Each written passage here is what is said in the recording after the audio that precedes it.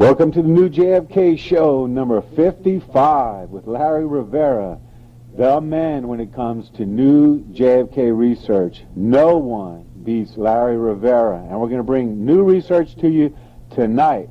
Now, when it comes to the Altgens photo, this guy has got it down to a science. Between Roy Schaefer and Larry Rivera, James Altgens is telling the story all unto himself. Now, this is a Veterans Today article. You can go to Veterans Today and type in JFK, the James Ike Altgens photo timeline.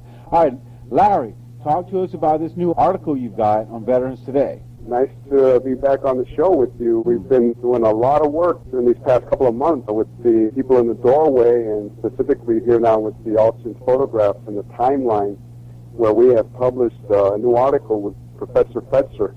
Along with our good friend Roy Schaefer, who everybody knows was working at the Dayton Daily News that morning of the 23rd of November 1963, and was the person who actually took the Altgens 6 photograph off of the thermofax machine that morning at 7:15 a.m. in the morning. Yeah, hot off the press. That's right. And that very morning, Roy noticed distinct masking and opaquing and alterations to the Altgens 6 photograph. And we've been doing extensive research on the timeline of the Altgens photographs, not just the Altgens 6, but all of his photographs that he took that day. All right, so when we're talking about Roy Schaefer, we're talking about a legendary researcher here. So kind of fill everybody in on Roy just a little bit more.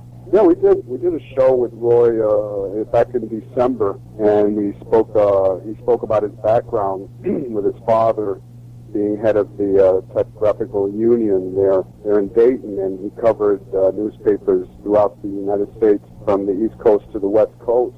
And so Roy grew up in the environment of the publishing business, and he knew the ins and outs and everything that had to do with publishing newspapers. So, if we're going to find an authority on publishing in the 1960s, 50s, and 60s, Roy Schaefer would be the person to talk to. So basically what we did, we put together all this research, and we offered it a Veterans Today article. But the paper that we wrote with all the images and all the references is something that had actually never been done as far as going out and studying all of the coverage of the networks like ABC, CBS, and NBC, which amazingly enough are available right there on YouTube. And all you have to do, and I'll just throw this out there for any other researcher who wants to verify our work, all you have to do is go and look and study these broadcasts frame by frame, minute by minute, and go ahead and jot down, the order of all the images that you see presented by all three of the networks, and you will come to realize that the Altgens photographs were not shown on network television until late that evening, actually 6:35, and we're going to talk about that. We're going to present that in a few minutes here as we go, but I wanted to start here. As far as Roy Schaefer now, not only was he there in the newspaper business, but he became a formidable researcher, JFK researcher from the very beginning, day one. And didn't y'all tenacious. Yeah, didn't y'all do work on the shot through the windshield and where it came from? That was Roy Schaefer's work. That's right. Very tenacious. I think we've spoken about this before. Roy actually did the reenactments of the Zapruder film by standing over at the pedestal to see the frames with a replica of Zapruder's Bell and Howell camera. And he went and he stood there and he actually recorded cars as they drove down Elm Street to go and compare with the frames of the Zapruder film, and where he saw, differences in the sizes, of the curb, the signs, the road signs, the blinking lights. There, yeah, right. Well, he noticed in the Zapruder film the blink rates of the limousines, which were out of synchronization. That's another thing he noticed in the Altgens 6 photograph, the hole in the windshield, and he traced it back to the underpass, but to the south side over there on Commerce, and he traced that trajectory of that bullet over there to that tunnel there where the sidewalk goes under the triple underpass. On the south And side. Roy's contributions have been extensive. The only thing is that he has never actually published or been able to get his work published, in, like many other researchers who are much better known. But he has donated his materials, for example, to different universities. And so I think that partnering with Roy is a very astute move on our part, and because he has a lot to offer. So, that's basically what... Yeah, and you've got an article with the man right now in Veterans Today as we speak. Brand new article with a legendary researcher. Yeah. Well, let's begin by saying that much has been written and speculated about the authenticity and the timing of the photographs taken by James Altgens on November 22nd. And so what we're going to do is just present some facts. And like I said, that we have been able to glean from the broadcast that day. And just basically going and extracting and going over photographs of the day where we look for Altgens, comparing that with his FBI interview. And let me just say that this is really important, because Altgens, being only 15 feet away from the JFK limo when, the headshot at Zapruder 313 happened, was never called as a witness. And he was only called because a couple of articles came out, and one was by Don Bonifay, called A Picture with a Life of Its Own, and it was published in the New York Herald Tribune. And the second one, which was published by a reporter by the name of Maggie Daly in the Chicago American, and she publicized the fact that Altgens had not been brought to testify before the commission. Yeah, the closest photographer there never gets caught. That's right. Totally ignored. Okay. Gary. So then, and he was finally July 22nd. We're talking about 8 months later. They brought him in, testified. But prior to that, a month prior to that, he was interviewed by the FBI, and the FBI tried to establish the timeline of his photographs. And at that time, they established 12:57 as the time at which the Altgens 6 moved on the wire. Now, that was quite a feat when one considers the time it would have taken for Altgens to make sure, that no more bullets were flying in Dealey Plaza, because he states that he followed Secret Service men and policemen into the parking lot adjacent to the railroad yard, to make sure that there were no other victims to photograph, and that's where everybody was headed. And it's interesting because he states that Secret Service men went up there. So, and not very many people talk about that. We know from our work with the motorcycle policemen and all of those YouTube videos that we put together and those shows that we've done, that motorcycle cops like Douglas Jackson said that Secret Service men dismounted from the Queen Mary and ran past the limo with their guns drawn and so forth. And, what we see in the Zapruder film, where there are no Secret Service men, running around, it runs counter to what these witnesses said. And then now we have Altgens, and it's right there in both in his FBI report and in his Warren Commission testimony about Secret Servicemen, going up the embankment. So the timing that we followed, and we were able to support that timing with some of his photographs, is the last photograph, which is known as the Altgens 8. Not too many people know about that. Okay, so you're talking about the time that the assassination happens, he's taking his pictures, and by the time he gets back to the station to where they can be developed and all that. And secondly, back to the Dallas Morning News, where the Associated Press had their offices on the third floor of the Dallas Morning News building, which is about 5 or 6 blocks away on Houston and Young. Okay, now if anyone's wondering, the Altgens 6 is the famous Oswald in the doorway picture where John F. Kennedy is holding his throat. You can see Jackie's glove. Probably one of the most famous pictures in the world. So look, if you're going to follow the show tonight, you got to know which one it is. At least Google images, to Altgens 6, and then you can follow along. Or by going to our article on Veterans Today, like even you better. mentioned at the beginning of the There show. you go. How Even foolish better. of me. Now it's important to realize that there are several Altgens photographs, and we have the Altgens 4, the Altgens 5, the Altgens 6, the Altgens 7, and the Altgens 8.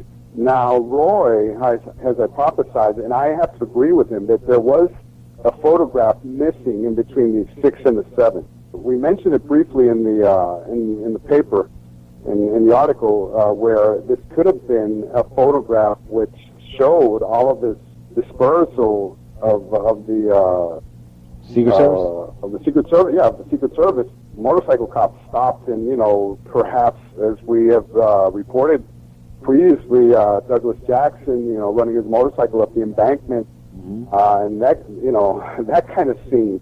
Now, the Altgens 4 and the Altgens 5 are photographs that he took while the limousine was still on Houston Street. Okay, now the Altgens 4, just briefly describe it, is the photograph where you see Jackie holding her hat because the wind is blowing away. Famous. And they're just beginning to move on Houston Street. And then after that, number 5 is the one that shows that black man in the background on the escape on the stairs, on the emergency escape of the Daltex building. Okay, and the limousine from the rear as they advance towards the turn towards Elm Street. Okay, those two, the 4 and the 5, are as they were on Houston Street. Now, what happens here is that Altgens snaps these two photographs, and then he runs across the infield of the south side of Dealey Plaza there on the south curb of Elm Street, and which also gives you an idea of how slow that motorcade was traveling, because he had enough time to snap 4 and 5 while the motorcade is on Houston Street, and then he runs across, and he's able to establish position on the south curb of Elm Street, where he takes 6, 7, and 8. All right, so that's more or less the timeline on those. Now, and like so you can see him in a lot of different pictures. He was photographed a lot of times, and he's spending a lot of time in Dealey Plaza. As Altgens 7 is the one where we see Clint Hill pushing Jackie back into the limo. And there's problems with that one as well, because we're going to talk about that, in a little while here. It's towards the end of the show. But right now, what we want to establish here is what Altgens did and when. Okay. Now, it's important also to realize that Richard Trask wrote a very popular book in 1994 called Pictures of the Pain, where he sort of covered almost, and I'm not saying every photograph, but almost every photograph taken in Dealey Plaza and before and after the assassination. And he did a lot of background on the photographers, where he established who took what picture and from where. For example, the 3 camera cars, 1, 2, and 3. He dedicates an entire chapter on Altgens. He dedicates more than 100 pages to the Zapruder film alone. So it's a very complete volume. And the important thing about this book, Gary, is that he offers a lot of background on each of the individual photographers and the professional ones and the amateurs. Even though it's not one of those books, with glossy pages like Grodin's Killing of the President, which is in full color, and his 1993 volume, his Trask has many, many more pages, and it's in black and white, and it just basically gives you the full history of each, almost each and every one of the pictures. So anyway, in this book, he dedicates an entire chapter called The AP Man to James Altgens. and he was in touch with Altgens for more than 10 years, from 1985 to 1994, where they corresponded and they spoke many times. So he was very familiar with James Ike Altgens. However, he sort of embellished, to put it that way, and the rapidity with which Altgens supposedly put his photographs on the wire that day. And after we looked at all the images from other photographers who took pictures in Dealey Plaza that day, we came to the conclusion that it was impossible for either the timeline offered by the FBI, which was 12:57, or the timeline offered by Trask, which was 1:03 p.m., which is the time that he says that Altgens told him that all of his photos moved on the wire. Now, we just went in and did a little bit of research on how fast it takes for photographs to be developed, from the roll that's inside the camera to exposing the photograph and creating the negative. The fastest process or procedure for this would have been 30 minutes. And just to get the images ready to print what they call positive prints from the negatives. And so what we did was we just went and looked at the pictures, and we found a lot of pictures of Altgens still in Dealey Plaza. Now, all this is compounded by the fact that Altgens went and, according to the FBI, used a phone to call his office immediately after he finished crossing the street to get his gadget bag. And so this would have taken a little bit more, and we have to consider that right after the assassination, there were a lot of media guys looking for telephones. So telephones were at a premium right after the assassination. And there's the example of McNeil going into the TSPD to use a telephone and being directed there by somebody which later on he said that could have been Lee Harvey Oswald. So that gives you an example, of how scarce telephones were and how tough it would have been to find a telephone for him to call his office and tell them about, what happened.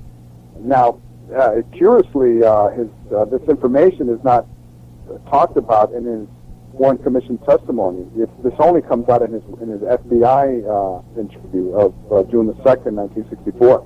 So that would have added more time for him to get back to his office.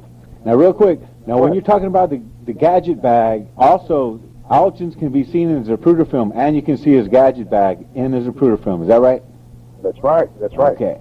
And then in the last series of photographs that we offered in the article, one of the Willis photographs shows him ready to cross the street right behind the press bus.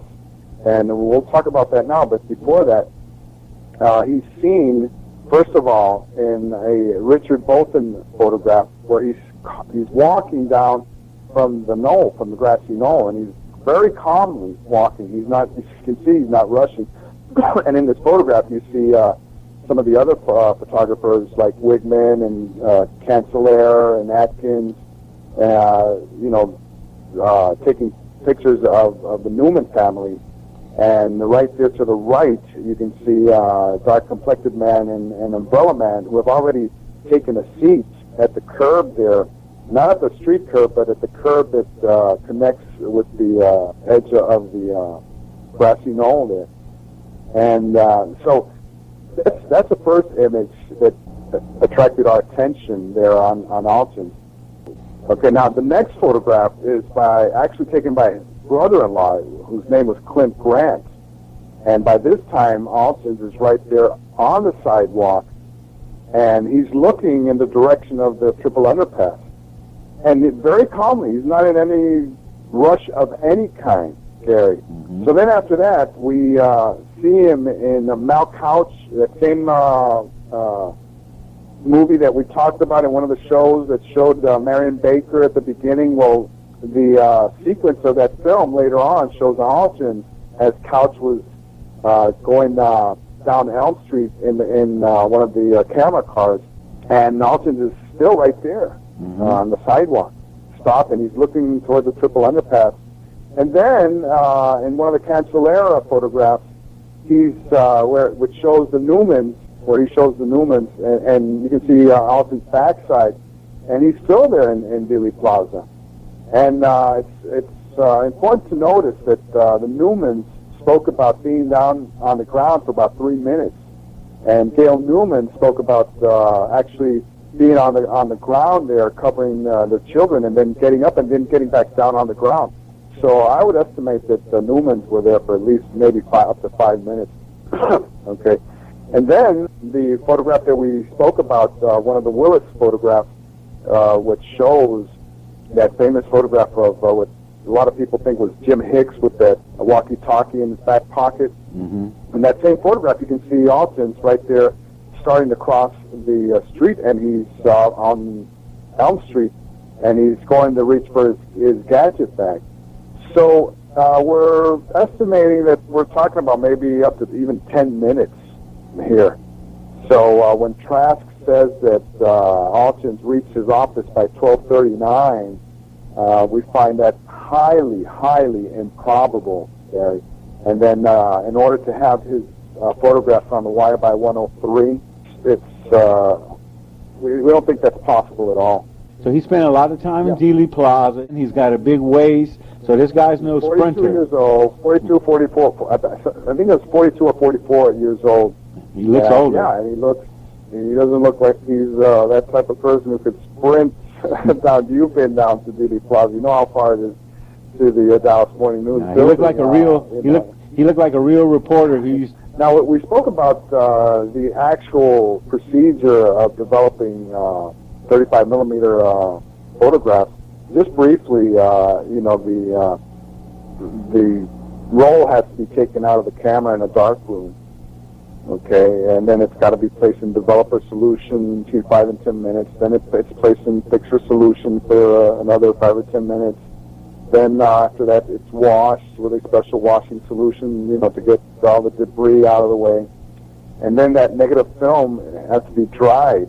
Then from there, you make contact prints, and then the negative is put on a light table so you can identify what it is that you want to make positive prints out of.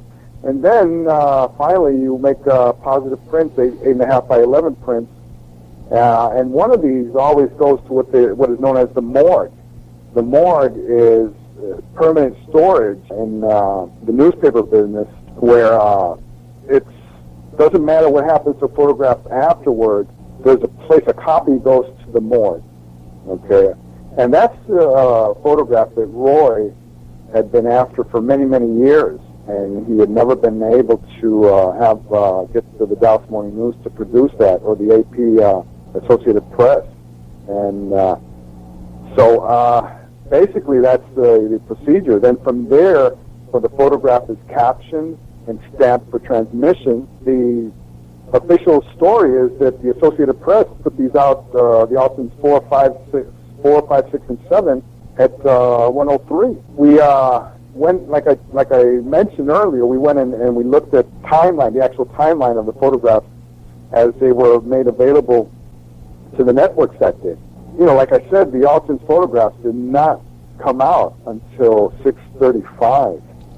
Okay. Now, in the book, in Richard Trask's book, Altgens stated, and I'll just quote this briefly here, that he said that someone, and I emphasize this, someone grabbed my camera, removed the film, and took it to process it because they wanted me on the phone reporting what I saw.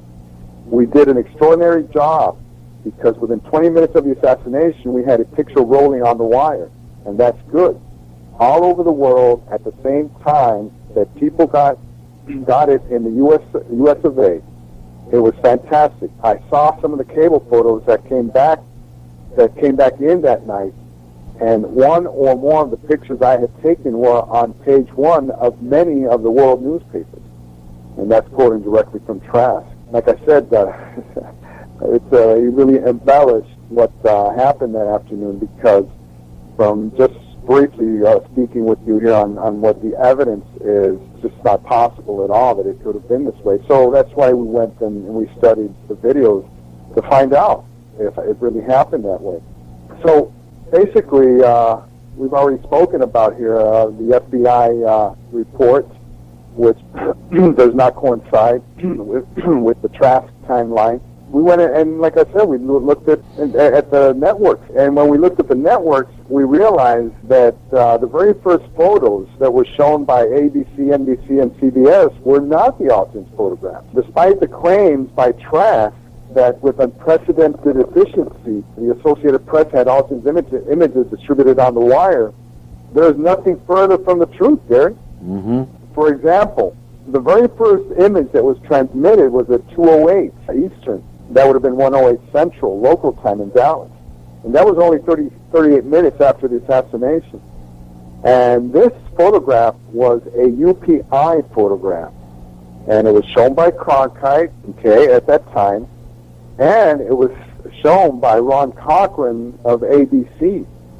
And in this photograph, this happened early, very early in the motorcade, because you can see the limo traveling from left to right, which is totally different from the Altgens photograph, where the limo is traveling right to left. And you can see JFK, and it's a photograph that has been cropped, obviously. And that was the very first one that came out at 2:08. And we've got James Altgens with the killer photographs here, and it's not out, and they have got this generic photo. We'll be right back. This is The Real Deal with Dr. James Fetzer, Larry Rivera, Gary King. We'll be right back. Welcome back to The Real Deal with Larry Rivera. This is the new JFK show. We've got the best in new research and your source for the truth. Go ahead, Larry. Okay, so we're talking about the UPI photograph, and that's the very first one that came out in the that was shown by the networks. And it was also the very first one that came out in a New York newspaper at the time. The New York World Telegram published in their afternoon edition that same very cropped photograph. Like I said, JFK had his arm resting on the side there of the door, the quarter panel, and you can see Roy Kellerman and Governor Connolly. And in the very background, you can see Bobby Hargis. Then we showed the original non-cropped UPI photograph in our article. Basically, what happened here is there was a race, and the competition was on. And at this time, you had not only AP and UPI, who were mortal enemies, as competitors in trying to get these fantastic photographs out to the public and to the nation, but you also had the two local newspapers, the Dallas Times-Herald and the Dallas Morning News. It's very interesting because they had couriers who were stationed at strategic points within the motorcade, and they were scooping up and catching rolls of film from the photographers that were riding in the camera cars. All right, that's how they were able to get these photographs as quickly as possible to their spaces, their places of operation. For example, at the Dallas Times-Herald, they had Bob Jackson, and he was tossing rolls up to a courier, a guy by the name of Tim Featherstone. That's the next photograph that made its way onto the wire. It was by the Dallas Times-Herald.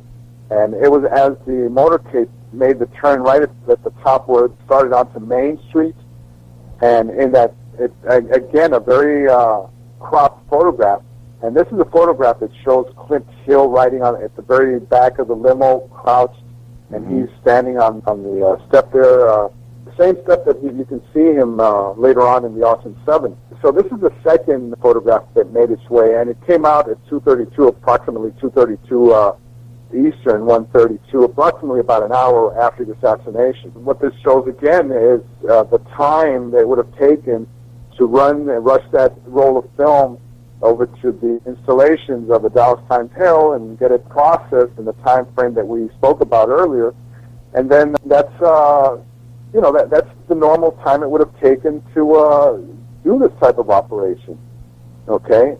So then, amazingly enough, we found, and this was in the NBC coverage, we found a photograph of JFK and Jackie and Governor Connolly at left field, where Jackie is holding the bouquet of roses. You can see Connolly where he's wearing this face, very unhappy. He looks very unhappy, like he might know what's going to happen, in the next half hour, or something like that. But anyway, I was looking to find out who was to be credited, who was credited with that photograph, and to my amazement, it was the Associated Press. And I got this information from Robert Groden's book, Killing of a President, and there it was. The credit was AP Worldwide, which shows that if NBC showed an Associated Press photograph around 2:07 or at the latest 2:15 in the afternoon, but ABC and CBS did not show this photograph, but NBC did, what it tells us is that the Associated Press was putting photographs out on the wire. But you get this one which shows JFK and Conley and Jackie at the airport at Love Field, but the Altgens photographs still have not made it to the wire. That's the right. one that's showing a lot of evidence here, but we're getting these generic airport photos and stuff, so they're really centering what's going on right now. That's right, especially because it's an Associated Press photograph. That's the killer right here, because how can it be that this photograph makes it on the wire at that time, or very early that afternoon, but the most important photograph, which is supposed to be the Altgens photograph, purportedly taken immediately by Altgens and taken right away to the AP offices to be wired, are not making their way onto the media yet. So I found that image, that photograph, to be extremely important, because it established that AP was in the race and AP was competing to put photographs on the wire that afternoon. Okay. Now, amazing to me that afternoon NBC showed the Cancellaire photograph that showed the Newmans on the ground there with Ike Altgens' backside, the one that we spoke about a little earlier in the show. And that one was shown by NBC around 2:40 that afternoon. And I thought that it was very ironic in my mind that photograph made it onto the wires before Altgens' photographs were made it to the onto the wire. So then the simple chronological order of the wire photos that were transmitted by the different media that day suggests that they were taking no prisoners when it came to getting the scoop over the competition here, Gary. Mm-hmm. But conspicuous by its absence, however, were the Altgens photographs. Simply put, they were not shown on television that afternoon, and only made their way onto newspapers very late that day. Now, couple that with our analysis of the timeline it would have taken for Ike Altgens to make his film available to the media, and the obvious delay his photographs underwent, this now raises serious questions as to the real trajectory of his roll of film. Fortunately, we now must consider a more nefarious scenario. Now, where did those photographs end up? Obviously, we have been suspecting for a long time that this company where Lee Oswald worked, the second place that he worked when he came back from the Soviet Union, which was the Jagger-Chiles-Stovall. A lot of people have, over the years, done research on this company, but not very much information has ever been published. Again, our very good friend and researcher from way back in the late 60s, Beverly Brunson, and I have to quote something that she wrote about Jagger-Chiles, and she wrote, quote, "I have long suspected that all is not right with that firm," end quote. Just by following that, I figured that it was worth taking a closer look at Jagger-Chiles-Stovall, and like I said, it was the second place of employment for Lee Oswald. And then went and looked at old maps of downtown, and we realized how close to Dealey Plaza, and not only Dealey Plaza, but to the Dallas Morning News, the AP offices, and City Hall. It was all, within the same neighborhood. And I don't know if you remember in November when we went to Dallas, one of our very last visits that we missed because we were so pressed for time was going and doing a little show there, a little part of our show there at where Jagger-Chiles-Stovall used to be located there on 522 Browder. And remember, we didn't have time to find the address. But anyway, like I said, it was very close to downtown, within 7 or 8 blocks. Yeah, 8 blocks. Yeah. it's very important here now because in 1991, author Harry Livingston interviewed the Reverend Jack Shaw in relation to his research on Roscoe White. Roscoe White being the Dallas Police Department cop, who a lot of people think was one of the Grassy Knoll shooters. Yeah, it was in Japan with Oswald. Yeah, it was with Oswald and the boats, the ships that transported these Marines to Japan, and a lot of people believe that he knew Oswald. In fact, he worked at Jagger-Chiles-Stovall at the same time that Oswald did. So there's a lot of suspicion. And Ricky White, his son, in the early 90s, called all these news conferences and revealed that his father was one of the Grassy Knoll hitmen, and that he had found this box, this little safe box with a lot of documents that and telegrams that offered proof that he had been involved in the JFK assassination. But anyway, it's what's interesting. The reason I bring this up is because Harry Livingstone interviewed this Reverend Jack Shaw. And Jack Shaw, the Reverend Jack Shaw, was with Roscoe White in 1971 when he was victim of an explosion where he died in this accident. As he was on his deathbed, he revealed a lot of things to this Reverend Jack Shaw. One of the things that Jack Shaw revealed to Harry Livingston is that Jagger-Chiles-Stovall, which was located down at 522 Browner, was used as a base of operations for the assassination. Wow. Okay. Now that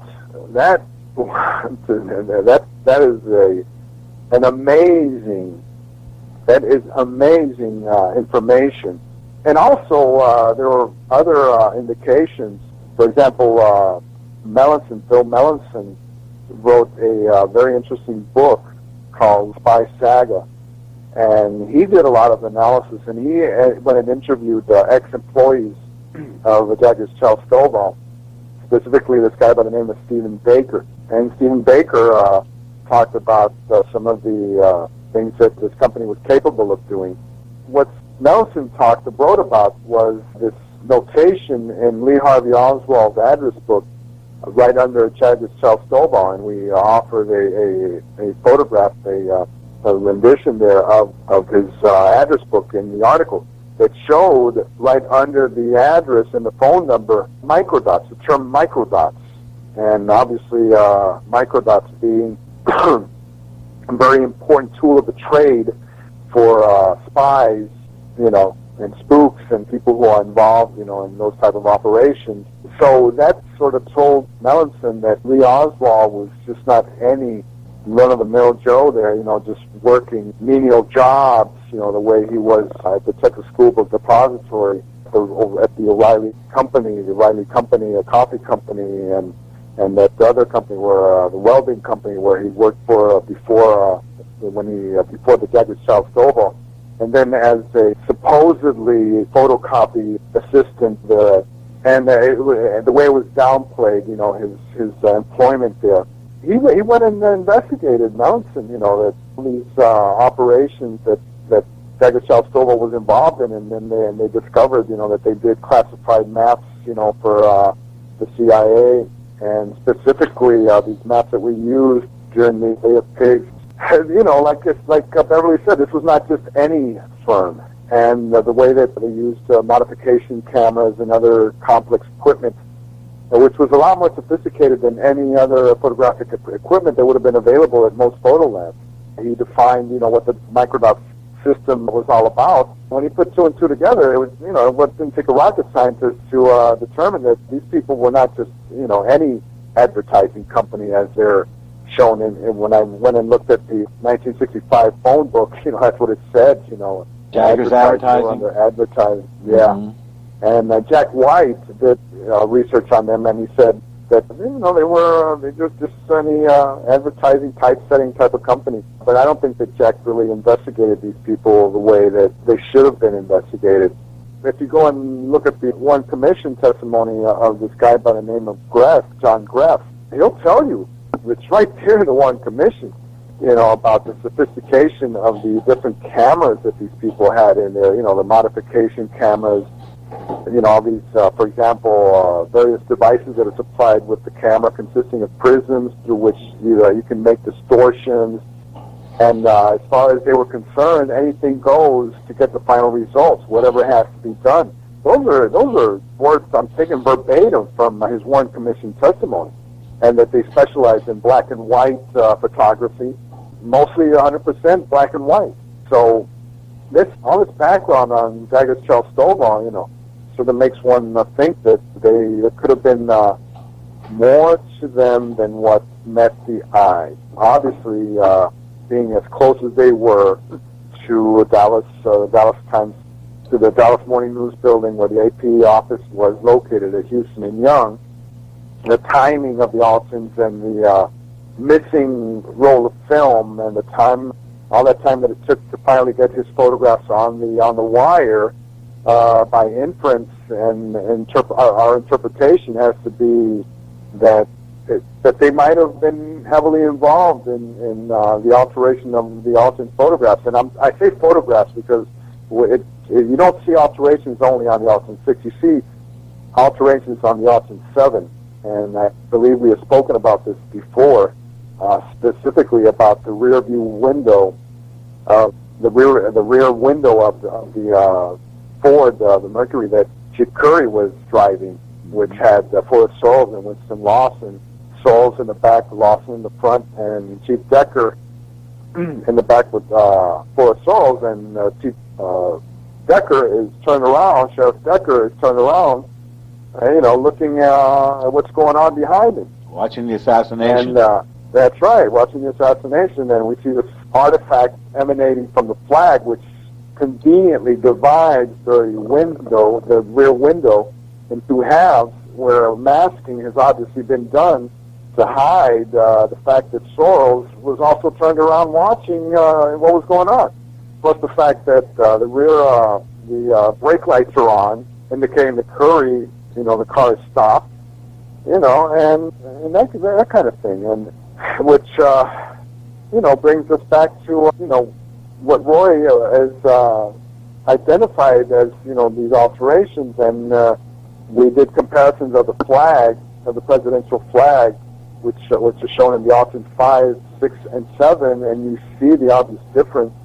And then what really takes the cake is that the Altgens 7, when it first came out that afternoon, the Altgens 7 did come out late that afternoon. It had been cropped to cut out Sheriff Decker and the left tail light that shows the brake light that is on. So in essence, if you looked at it that afternoon, you would have never been able to realize that both tail lights, indicating the brake lights, were on, indicating that Chief Curry had stepped on the brakes and it stopped that car.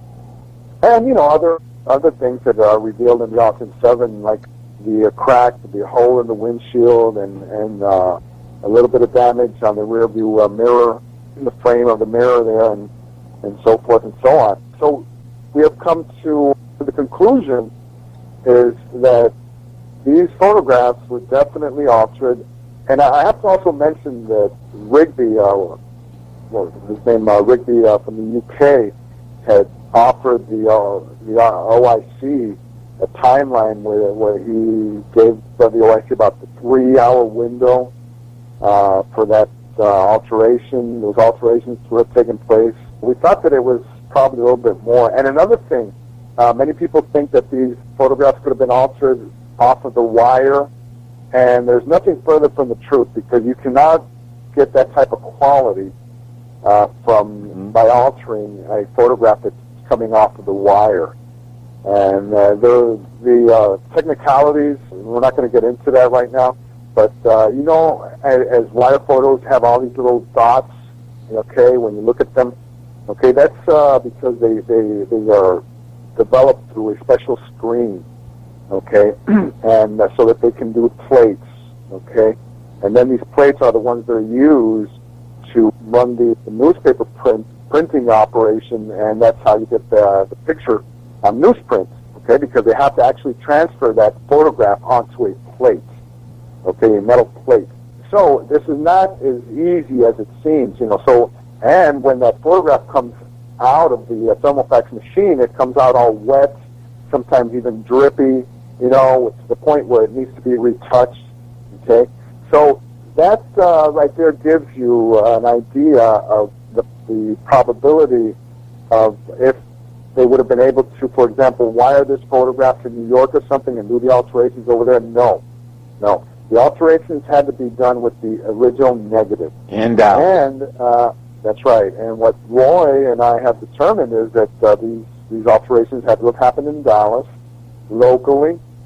And then after they did the alterations, they reshot onto new negatives, destroyed the old negatives, and then they put them on the Tri-X pan film, and then with the new negatives, that's what they used to make positive prints that were later on used for the new wire photos that were sent out late that afternoon.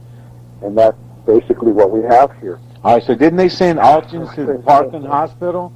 Didn't they send Altgens? That's Altgens? right. That's it. Get him out the way. Thank you for bringing that up.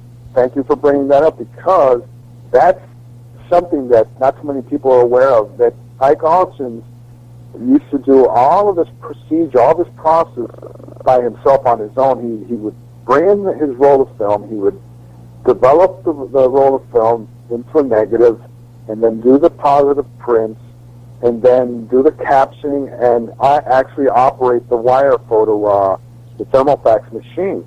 And he used to do all of this for 26 years. He did this. And when they talk about someone that grabbed his camera, and that someone was never identified. Another thing that's very important to note here is that while all this was going on, and you have to picture this in your mind, while all this was going on at the Dallas Morning News and the AP offices, you know, and they were, every image that came in attracted an inordinate amount of attention. All of a sudden you have someone, and that someone is unidentified, who grabs his camera, and then they send Altgens to Parkland. Okay, and in Roy's words, and like Roy said, to get rid of him. Okay, so Altgens did not process his film. Okay, a lot of people might think that he did, but he did not. As soon as Altgens came in and they grabbed his camera, they sent him on to Parkland with this other photographer by the name of Burroughs to cover what was going on at Parkland, and they kept him there until about, I think, till 5 in the afternoon. 4 or 5 in the afternoon, you know, a lot of time that went on there where Altgens did not know what was going on with his roll of film. So we have a guy that was in Dealey Plaza, one of the closest photographers to the assassination, and they've got him wandering around Parkland Hospital till 5 in the afternoon?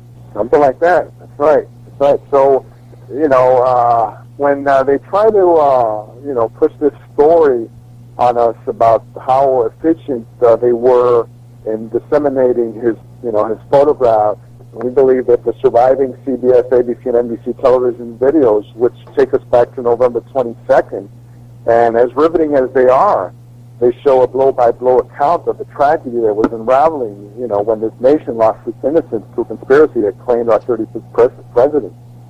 And now within these videos, we are unequivocally able to discern the order in which early images and photographs were propagated and disseminated to the world that day. In the case of the Altgens photographs, unfortunately, it is clear that these were set aside and were not sent out until later that afternoon. Despite concerted attempts to establish their dissemination early that afternoon, the truth of the matter is that the two most important photographs, the Altgens 6 and the Altgens 7, were delayed long enough to undergo extensive alterations by forces unknown to this day, Gary. That's all right, so outline to us exactly what was obfuscated and why. That's something that I leave to, you know, others.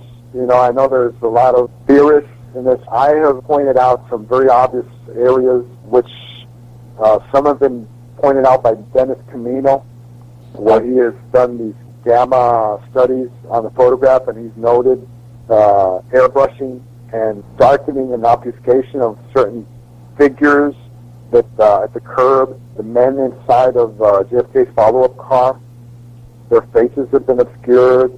And Lee Oswald was standing in the doorway. we know that. We know that. That's not even an area here of contention here, but I'm pointing out other very obvious areas of alteration. For example, if you look at Emory Roberts, who was in the Queen Mary, and you look at his mouth, you can see this. I mean, it's so obvious. All you got to do is look at it, you know. His mouth has been obliterated. There's a big black splotch covering his mouth, you know, and it's pretty obvious. The only reason they had to have done that, would have done that, would have been because he was talking on a radio, you know.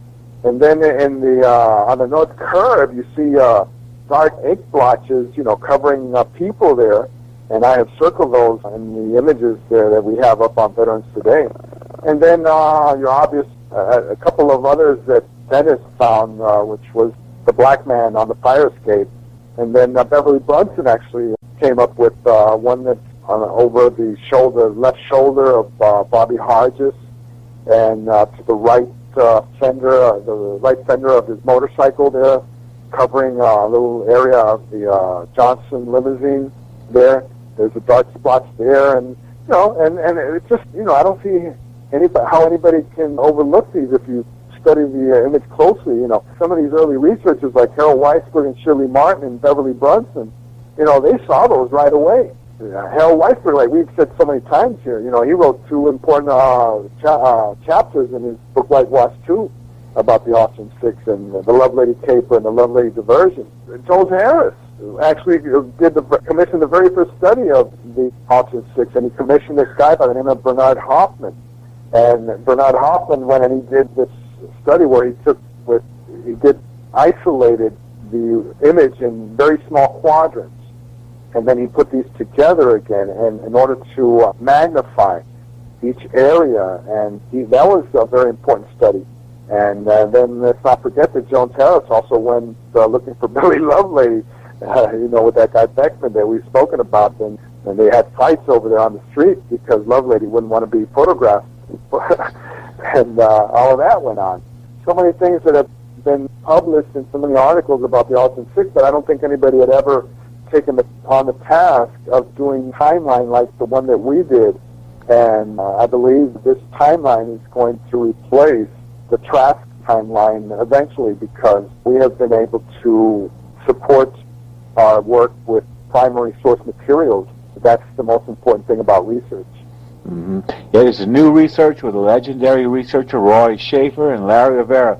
When it comes to new research, nobody beats Larry Rivera. So to wrap it all up, would you say that Altgens, who had some of the most significant photographs that there could possibly be, and if there was a real race to get the best photographs on, his would have been on almost right away instead of, no doubt, 5 hours later? Is that pretty much how long it took? Well, we're talking about if we use the Cronkite presentation, which is at 6:35, almost 6:35 Eastern, which would have been 5:35 Dallas time. Talking about 5 hours, Gary. Wow. Wait a minute, because you needed the time, you know, to process the wire photo. So let's give it another at least 4 hours, almost 4 hours. And they're putting up these. That would have been ample time. Yeah, and they're putting up these mundane photos that don't mean anything. And Altgens got the president with it holding his throat, and it's not making it to the wire. Just amazing. All right, Larry. And another thing, Gary. Let's not forget that at that time the technology